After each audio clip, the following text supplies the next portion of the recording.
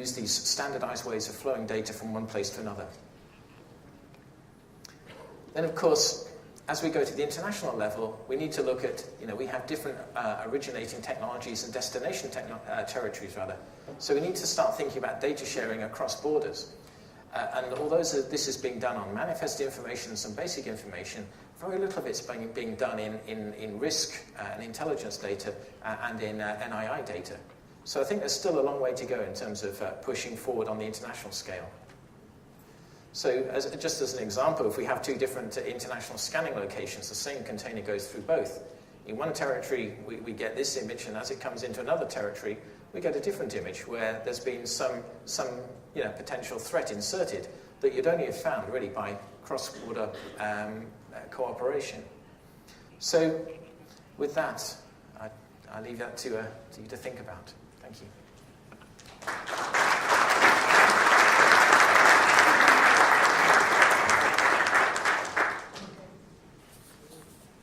I'd like to thank all our panelists for a good introduction and overview. I think I have probably about 2 hours worth of questions and only 30 minutes left for a dialogue that we're hoping to have with the audience.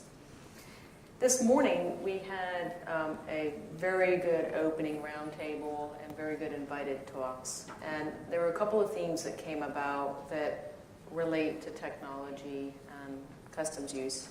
And I'd like to ask this of each of the panelists, but this morning we talked about sharing information between the commercial sector and government and interoperability.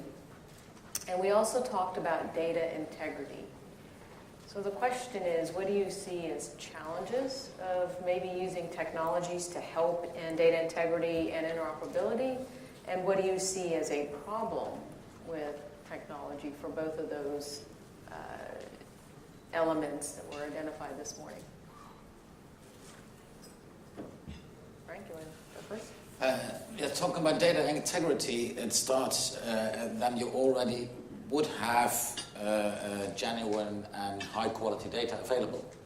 And data integrity would mean to keep the integrity of all the information that you have alongside the supply chain. I think that nowadays all kind of technologies and authorization levels and all kind of systems, they can give you a kind of a guarantee of the integrity of the information that is exchanged. It's only a matter of making it available and the willingness of people to share. The higher problem is the first moment that data are captured, because that is always still a manual process. And indeed, you have nowadays technology where scanning equipment can capture a barcode on the box. But you see that in each supply chain, from the moment that goods are produced up to the moment that the pallets are built up and the container is loaded, there are manual moments in those processes. And those are the most difficult ones. So once the data are captured, I don't think that current technology is a problem in the integrity of guaranteeing the integrity of the data. But the moment of capturing, who packed the box, who is really the one that initially fed the systems with the information, that is something that research should focus on in the near future, how technology could assist that process more. I think, just picking up on that point and then talking about the public-private sharing of data, I think one of the key points, maybe it's an obvious point, is that technology on its own is not the answer. I think, and I'm sure, Frank, you've got a lot more views on this than me.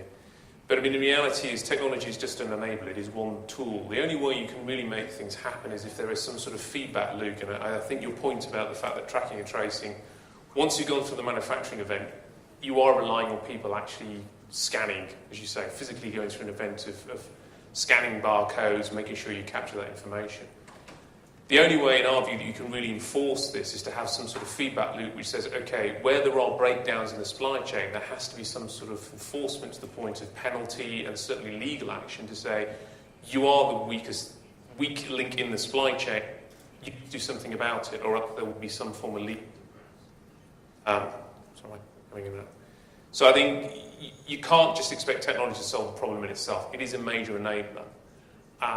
I think in terms of securing the technology, skewing the data maybe. I think there's ways of doing that. You know, modern technology, you can do a lot of controls around where data is held, access controls, audit controls, so that gives you some sort of guarantee, but you need that broader wrapper of regulation. And in terms of the final piece around sharing public data, our view is it is doable. I think the trap that government falls into is this desire to hold a lot of volume data in multiple places. What I mean by that is having lots of databases of the same data replicated around the world. When you've got long, extensive supply chains, what we believe you're really looking for is the ability to go to a trusted access point. And there are a lot of ways of doing that now using portal technology, where you can go and route to the relevant, say, manufacturer or supply chain database that perhaps sits above a global supply chain. Our view is if you start replicating lots of data, it becomes unmanageable, and also you're just creating lots and lots of server farms, for want of a better word, which I don't think really is the point of the exercise. You're building more cost in if you start creating more and more databases. So, yes, it's not perfect. There are things you can do to make it interoperable and more secure than perhaps where we are at the moment. One of the things we've heard a lot about today so far is integration. We're talking here really about how to integrate systems together, be they risk management, be they NII, be they tracking. It doesn't matter. They're all systems that need to somehow start to connect better together. And for that we need standards. Now, outside of aviation security, there are almost no standards in this industry. And it's very difficult, therefore, I mean, when I say real technical, strong technical standards for data for data structures and access methods, database structures, and so on. And because there are so few real standards, particularly as they relate to NII and a combination of NII with risk management, port management, with all the other different things, it makes it very, very difficult to really start to lay the platform for a lot of these technologies. And so I think that this is something that as an industry, we need to work together to find a way to create standards that empower technology, that allow technologies to continue to develop, that allow you as customs organisations to deliver customs the way you want to deliver it, not the way that some standard says. So we need to look at how we define these things and really focus on this as an industry over the coming years, I think. Your example of the cargo, the before and after image, you really... that particular image was dependent on a change, which, sitting here from this perspective, it depends on cooperation at the two different points where that image was taken. How difficult is this in reality from our two customs representatives to share information between organizations at the point of origin, the destination, to actually get more information because you're comparing? Starting, Lee, do you? From Hong Kong Customs point of view, in fact, we are taking incremental steps to try to share the image with China Customs, so that whenever the SSTL, for example, the EO, if they find that they check in the China's border and enter into Hong Kong, and we find that it's previously checked by custom officers in China, then we just take an e-log, so that whenever they enter into Hong Kong and find that the e-log is intact, is not intact, and then when they leave Hong Kong, we do not check again. So that we try to work with the China Customs to work out more pragmatic solutions, because we don't want every kind of information to be shared, but just the information that we need to achieve the enforcement purpose. In Hong Kong, you may know that there is a relevant ordinance to govern the data privacy. That means, from the very beginning, you know that technology means we need the IT support. Whenever development of any IT system, what concerns us most is the security. Then we develop the system so that whenever what kind of information can be shared among the stakeholders, maybe, or other customs authority, or even the public, that we have clear steps and level to share the information out. So I think the problem is we need to have a data model so that everyone we have the same kind of language to communicate.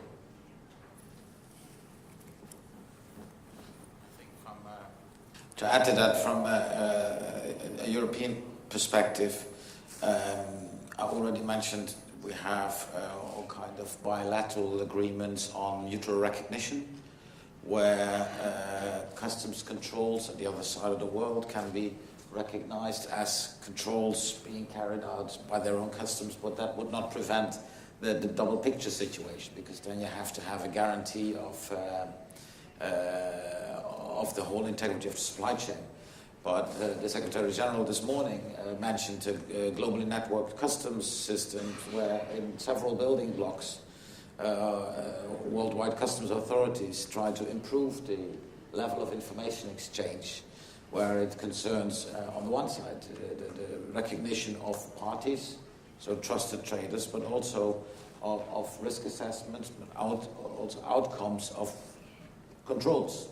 So then you could share, based on this model, you could share even those pictures with customs authorities at the country of destination.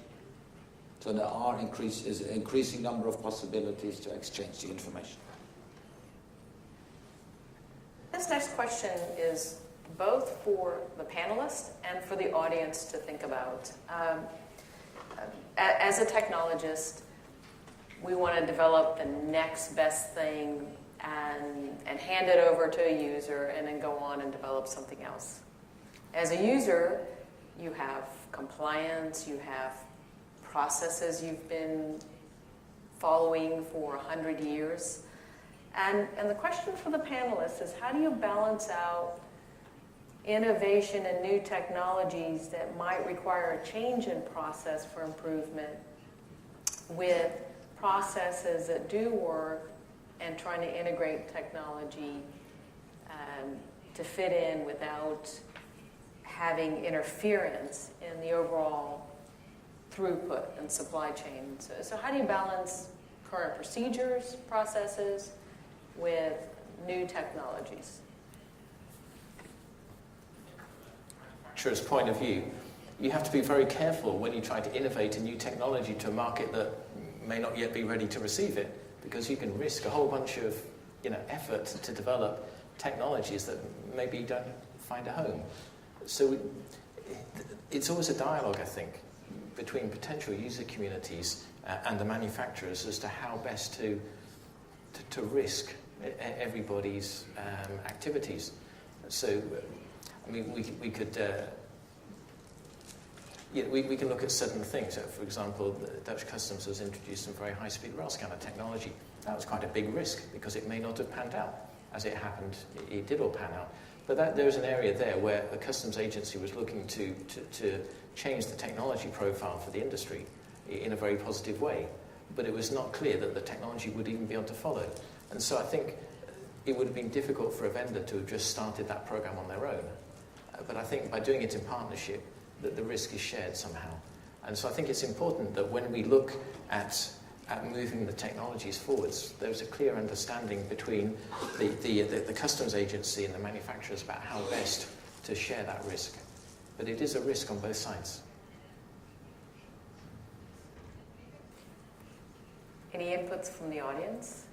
Any best practices or challenges that you've encountered? It's a very quiet group after lunch.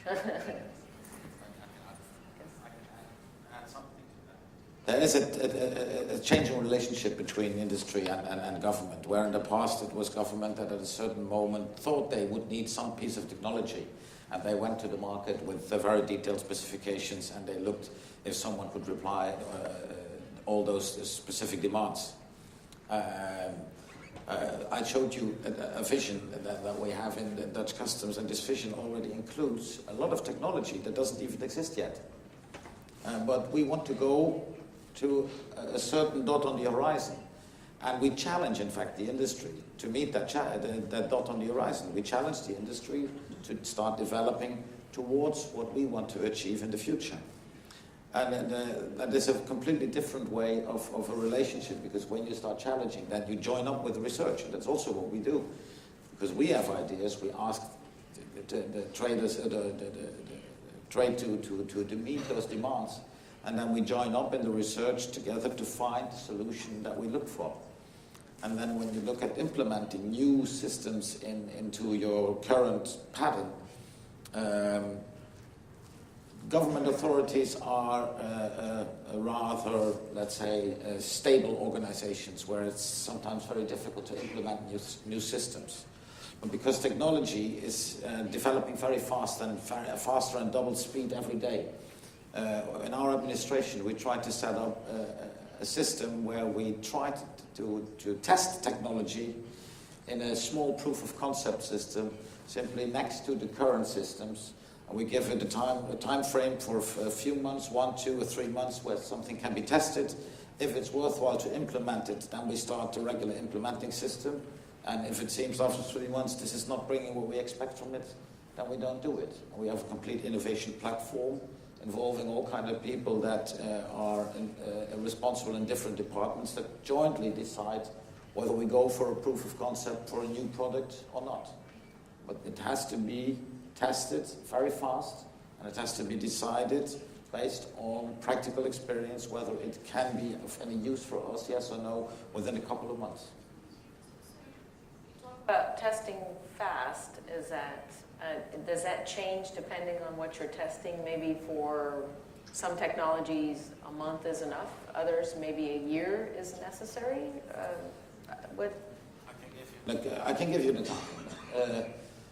We tried to implement, when the tablets came, the iPads and the BlackBerry tablets and whatever, we said, no, maybe that can be useful for us, but we didn't know at the moment they came on the market what use they could be for us. So first we simply spread 50 of those tablets of 4 different types to our people in practice and said, just start using it and tell us in a couple of months which type you think is the best. And we came out on a certain brand, and then we started to spread that brand, that type of tablet, to more people. And we say, just start using it, and then you come up, from your daily practice experience, practical experience, you come up with the needs that you think that you have for the use. What kind of apps would you need? And I'm now telling you something about what we started with 2 years ago in several phases. And we have a customs organization of 4,600 people, where 2,500 people at this moment in their daily practice are working with tablets. And we have several apps serving their daily needs. At an industry perspective. Is this working? So just to add an industry perspective, I think it's quite right there's always a healthy tension between government and industry in terms of regulation. We accept that.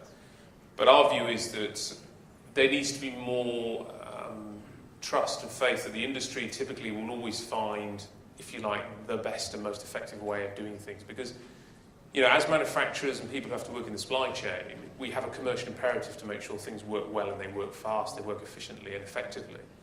I think you as government organisations, quite rightly, should say, these are the outcomes we expect to see. We want to make sure there's a certain level of security and trust and reliability.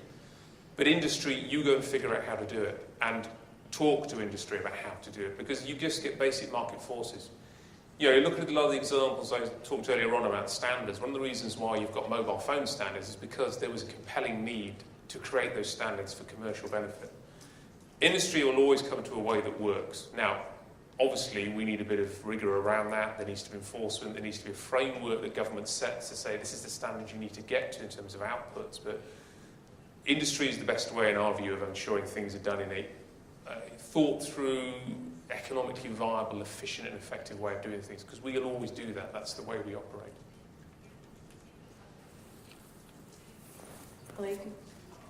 For the new technology being introduced to the industry, will definitely affect the industry, but also the frontline custom officers. I still remember that the road cargo systems, which came into operation in Hong Kong in 2010, when the system developed, the drivers and the industry quite resisted to this kind of new clearance